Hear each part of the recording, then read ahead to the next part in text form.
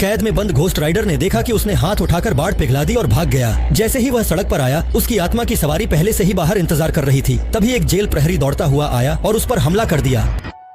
हालांकि अपनी ठुड्डी ठीक करने के बाद घोस्ट राइडर ने उस व्यक्ति को नुकसान नहीं पहुंचाया और अपनी बाइक पर तेजी से निकल गया। जब वह एक मेहराबदार इमारत के पास पहुंचा तो देखा कि पुलिस की गाड़ियां उसे घेर चुकी हैं। इसलिए उसने बाइक मोड़ी और ऊपर से पानी में फिसल गया।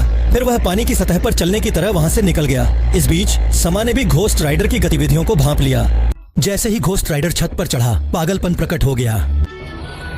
अदृश्य पागलपन का सामना करते हुए देखा कि दुष्ट आत्मा सवार ने जंजीर घुमाई और गर्म लहरों से पागलपन को खत्म कर दिया। दूसरी ओर बिना दिल का दानव जॉनी की प्रेमिका को पकड़ने की कोशिश कर रहा था, लेकिन जॉनी समय पर पहुंचा और बिना दिल के दानव को दीवार पर दबा दिया। दुष्ट आत्मा सवार ने देखा कि उसकी न्याय की आंखें इस जादूगर दानव पर असर नहीं कर रही थीं। इसके बाद जादूगर दानव ने दुष्ट आत्मा सवार को पकड़ लिया, उसे जमीन पर गिरा दिया और जोरदार वार किया। प्रेमिका को बचाना है तो आत्मा बेचने का अनुबंध लेकर प्रतिशोध नगर जाना होगा। जब वह दीवार के अंदर बाइक चलाते हुए कब्रिस्तान पहुंचा और अनुबंध के बारे में कब्र के रक्षक से पूछना चाहता था तो देखा कि रक्षक ने फावड़ा उठा लिया।